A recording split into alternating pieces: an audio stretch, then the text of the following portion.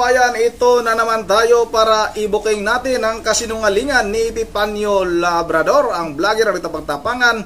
Ngunit ang katotohanan ay supot naman.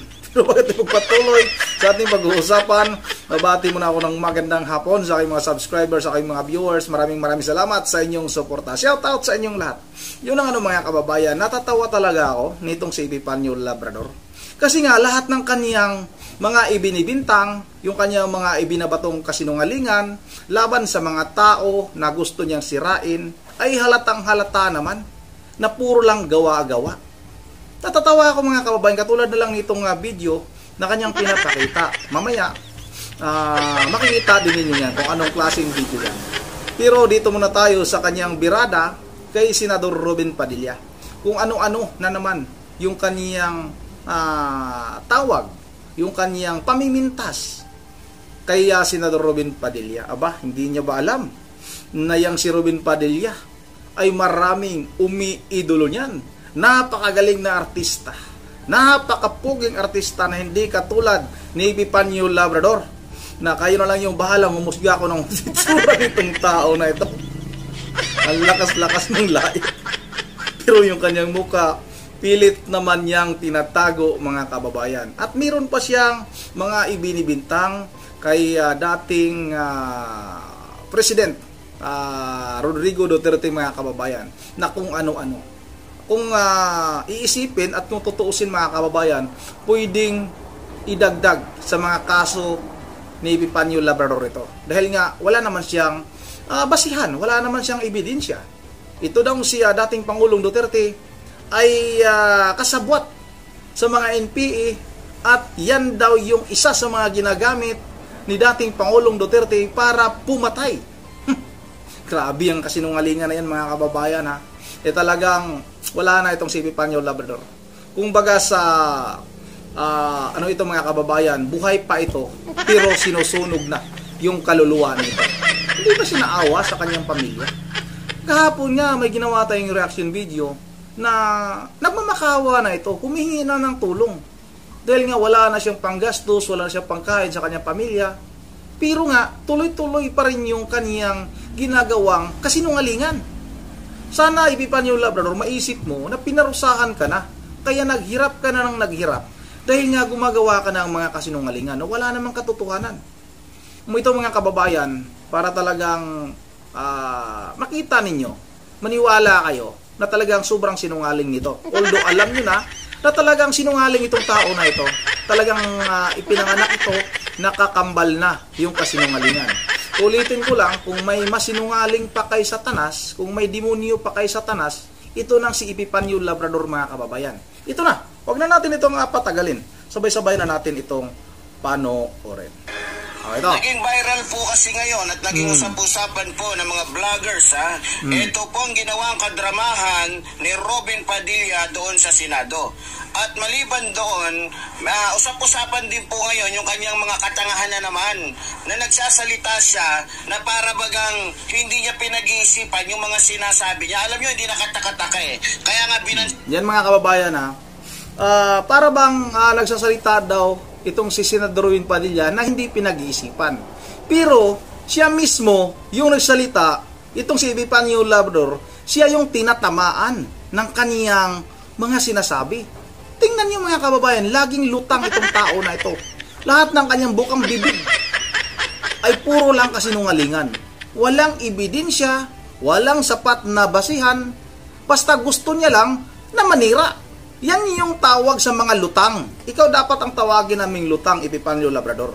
Sabihin natin itong Robin Tanga, dahil tanga naman talaga etong sinasabing #1 senador, na kung saan kaya lang naman naging #1 dahil nadaan nga niya sa drama. Sino yung tanga?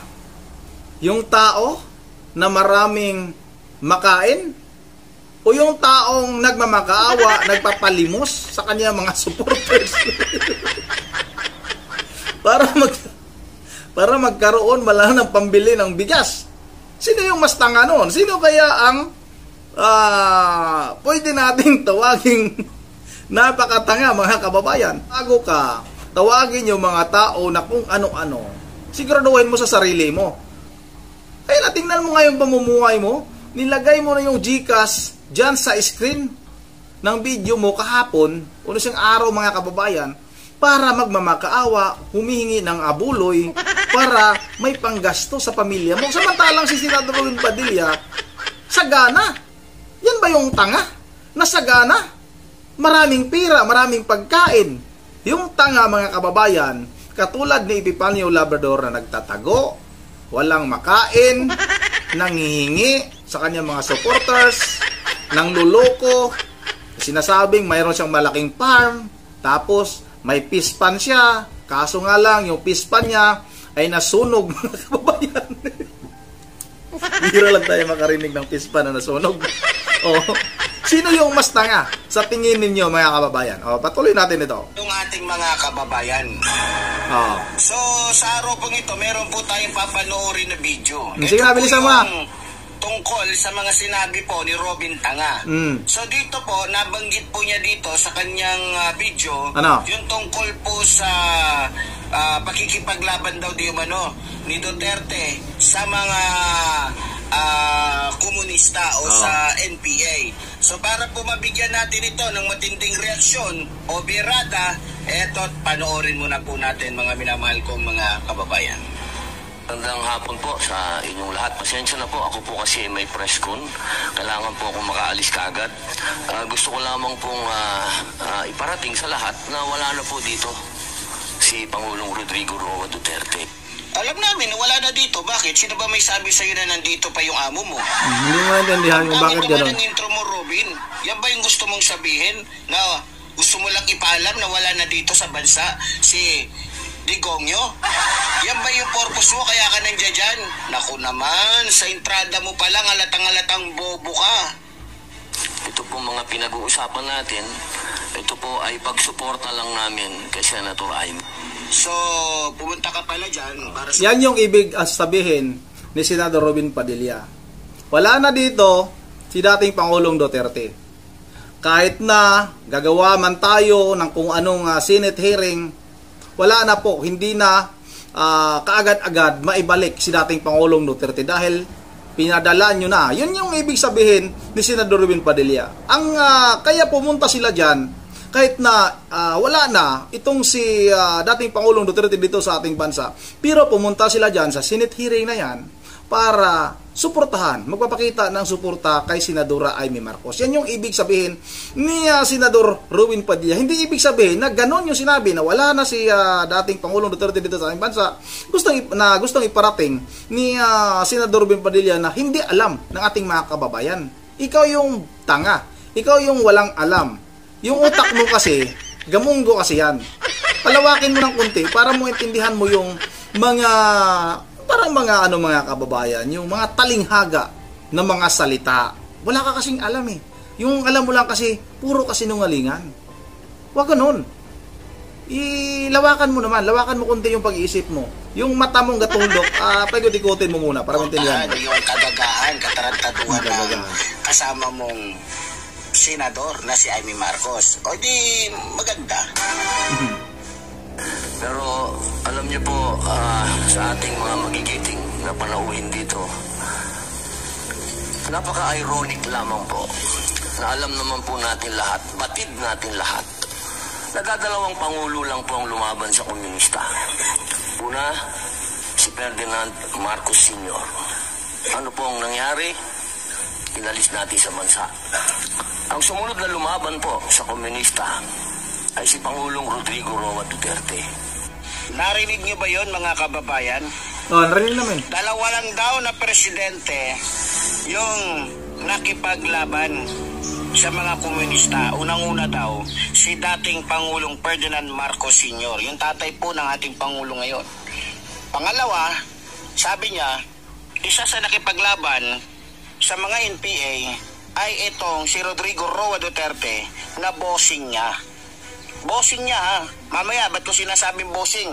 Manggagaling din po sa kanya yan. Yung salitang boss, manggagaling sa bunganga niya yan.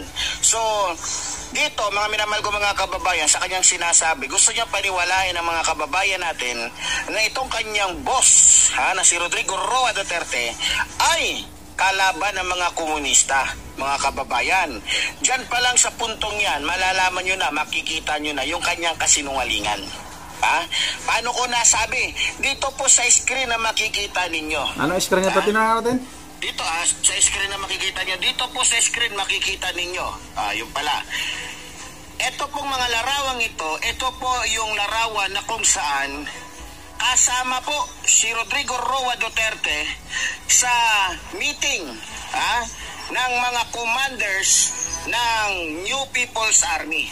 Sige. Na kung saan yung mga larawang ito yung panahon o yung time na kung saan gumagawa sila ng kaguluhan sa ating bansa. Ito yung panahon o time na kung saan meron silang ginagawang panggugulo sa ating bansa. Na kung saan yung ibang mga kapulisan natin, inaambus nila lalong-lalo na kapag anniversary ng New People's Army. O marami nakakala niya, lalong-lalo na yung mga retired army. Pati yung mga kapulisan. Pero madalas kapag anniversary ng New People's Army, ang inaambus talaga nila at madali para sa kanila na ambusin yung mga kapulisan. Kasi hindi yan katulad ng Philippine Army na iba yung galawan talaga. Kasi yan talaga pinakamatinig, pinakamortal talaga nilang kalaban. So, mabalik tayo doon sa sinabi niya. So ito naman, nakikita nyo naman sa ating screen, no? Ito yung time na kung saan baka yung sinasabi ni Roy Padilla, kabilang pa siya dito ng mga panahon na yun. Kung totoo yung sinasabi niya, dati siyang NPA. Naman siya. Pero hindi ako naniniwala Naniniwala po ako na hanggang ngayon, NPA po to. Pinapalabas lang nila na hindi na sila NPA. O pinapalabas lang niya na hindi na siya NPA. No? Pero sa mga hindi nakakaalam, eto pong si Robin Padilla, ay isa po to sa mga alagad ni Joma Sison, na kung saan ay mayroong matinding pangako sa New People's Army na hanggang sa kamatayan hindi siya aalis. No? Katulad din po yan ni Rodrigo Roa Duterte hanggang siya ay naging pangulo. Pinakita po ni Rodrigo Roa Duterte sa mga Pilipino na itong si Joma Sison at siya ay may koneksyon at mayroong malalim na samahan. Paano ko nasabi? Kung maalala niyo po mga kababayan, nung malapit na pong umupo itong si Rodrigo Roa Duterte o yung panahon pa na eleksyon, natiyak na ang kanyang pagkapanalo. Kausap po ni Joma Sison itong si Rodrigo Roa Duterte. Bilang patunay, eto, panoorin po natin. Sige. Usap po kayo. Mabuti naman. At magandang pagkakataon ito para makapagpasalamat ako sa inyo. Kaya sa oras na kayo na yung mananalo, ay dapat yung mga kinatawag natin kalagagat magkita-kita na. So yun. Ayan mga kababayan dito, napapansin ko sa video na pinapakita nitong si Epipanio Labrador na parang siya lang yung gumawa. Bakit nasabi ko? Napakatanga talaga nitong tao na ito. Parang yung video na yan, siya lang yung nag-record. Kasi nga, paano mo naman masasabi na si Joma Sison yung nagsalita at si dating Pangulong Duterte yung nag-uusap? Mayroong motorsiklo mga kababayan. Kung mapapansin niyo, kung maririnig niyo, may motorsiklo na tumatakbo. Ibig bang sabihin si Joma Sison na nasa Netherlands, sumakay ng motor na Elto? O RS na motor, yung Yamaha na mga sinaunang motor? Yung pag gumawa ka man ng kasinungalingan, sana ayusin mo na hindi kita mabubuking. At yung boses niya, dating Pangulong Duterte, hindi yun. Hindi yan yung boses niya. Pati kay Joma Sison, ginagaya lang. Si Joma Sison parang boses mo yun. Pero papakinggan nyo ulit itong mga kababayan para talagang maniwala kayo sa akin. Kung hindi nyo maririnig, ito mabuti naman. At magandang pagkakataon ito para makapagpasalamat ako may motor, sa inyo. Kaya sa oras na kayo na yung mananalo, ay dapat yung mga kinatawag natin kalagagat magkita-kita na. So, yun. Di ba? Yun. Merong motorsiklo, may motor, tunog ng motor. Doon ba sa Netherlands habang nakahiga? Kasi alam mo natin, tulog, kain, higa lang ito si Season. Ang ginawa niya noon sa Netherlands, kaya gusto nga ni dating Pangulong Duterte na umuwi na itong si Season dito para harapin niya lahat ng kanyang mga ginawang kasalanan. At kung totoo talaga siyang matapang, huwag siyang magtago. Katulad mo din na nagtatago, na kunwaring matapang. Kung gumawa ka man lang ng kasinungalingan, sana ayusin mo naman yung hindi kita mabubuking. Napakabilis mo talagang ibuking dahil napakatanga mo. Kulang ka sa pag-iisip. Gagawa ka ng kasinungalingan. May motorsiklo, mga kababayan, rinig na rinig yung motor na tumatakbo. Ibig sabihin, habang nagsasalita itong si Juma Season, nakabakride sa isang motorsiklo na Ilto. Alam nyo ba yung Ilto na motor, mga kababayan? Yung sinauna ng mga motor. Talaga naman. O yung motor na Kawasaki. Gumawa ka man lang ng kwento, hindi naman tama eh. Ibig sabihin, si Juma Season habang nakipag-usap kay dating Pangulong Duterte, nag-drive, nakasakay sa isang motorsiklo, habang nagkikwentuhan sila, may tumatakbong motor, mga kababayan. Rinig na rinig ko na may motor. Talaga naman itong si Panyong, talaga mga kababayan, palpak ang kasinungalingan mo, Ipe Panyo Labrador. O, patuloy natin to. Nasaan na? O, ito mga kababayan, ipaparinig ko naman sa inyo ha, yung talagang galit, no, ni dating Pangulong Duterte kay Season. Kaya huwag kayong maniwala na itong si dating Pangulong Duterte at si Season ay talagang magkasabwat. At alam naman natin, itong si dating Pangulong Duterte at mga CCP, NPE, NDF ay talagang galit na galit sa kanya. Tingnan nyo si Castro, Franz Castro. Ano ba yan? NPE yan. Si Colmenares, NPE yan. Si Brusas, NPE yan. Si Congressman Manuel, NPE yan. Kung NPE yan si Pangulong Duterte, kakampi ang mga yan. Iyan nga yung isa sa mga talagang nagsusulong ng impeachment laban kay Vice President Sara Duterte. Napakatanga naman itong tao na ito. Ay talagang gamundo talaga yung utak nito, mga kababayan. Ito yung video kung saan makikita natin naggalit itong si dating Pangulong Duterte kay Season, mga kababayan. Ito, panoorin natin ito. Diyan kami noon ng MPs. Kaya lang, the reverse is there because noon pwede akong maglaro politika mayor pero ngayon I do not have that luxury anymore. Kaya mainit yung away namin. Pero hindi na ako sumasagot. Ang masabi ko lang kay Jose Maria Season, pinag-question niya yung ilang araw ako nawala. Sus Maria Josep. Kina-question ko siya. If you are truly a revolutionary leader, my God, come home and fight here. All these years, nandoon ka sa ibang lugar, nagpapagasto ka ng ibang gobyerno, pinapakain ka, anak lang. Tapos yung mga tao mo dito, kamong mga NPE, nangamatay na lang mo, nangabiyuda na mo, huwag ganin mo kita kung siya na Season. Inyong leader, talawan, duwak.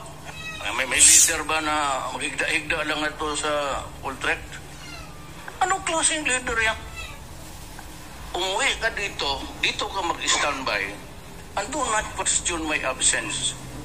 It's only God, pareho dito sa mga may destiny tayong lahat na sinusunod. Pagka panahon mo na. Pero ikaw, huwag ka magpasarap dyan, umuwi ka. Lahat ng gastos mo galing sa mga negosyo dito because of taxation. Kayong nasa taas mga liderat. Ayan mga kababayan, yun yung patunay na tama si Senador Robin Padilla na itong si dating Pangulong Duterte ay talagang nilabanan itong mga makakaliwang grupo. Yun nga mga kababayan, yung video na ipinakita niya, duda ko na gawa-gawa na naman nitong si Epipanio Labrador. Siya na naman yung gumagawa. Dahil nga may motor. Para bang nakasakay sa isang motor habang nagsasalita. Ganun ba? Si Sison nakabakride sa motor habang makipag-usap kay dating Pangulong Duterte. At yung pinakita niya na si dating Pangulong Duterte nakaupo. At hindi din naman yung boses ni dating Pangulong Duterte. Talaga naman. Yun lang dito lang muna, no? At bago tayo magtatapos, mag-shoutout lang muna tayo. Shoutout tayo, napakadaming komento dito, ha? Talagang maraming salamat sa inyong mga komento, mga kababayan, ha?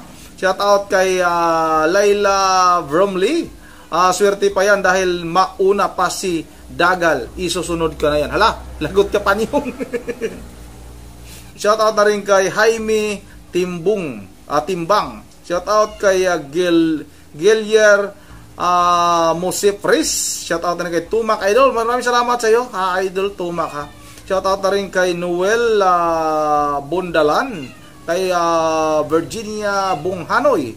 Shoutout na rin kay Ma'am Joyce ng Japan, Ma'am Virginia Religious ng Pulilan, Bulacan, kay Noli Reggie Evangelista, at kay Jojo Tabios, at kay Ma'am Idis, ang ingay ng pusa ko, Idisa Burby, at kay Sammy Trabajada Cooper ng Boracay, at kay Wolfram, kay Christopher Banigit, at kay Jomer Sandro, at kay Nilo Bustos. Yun ang dito lang muna, at once again, this is Ronde TV mo.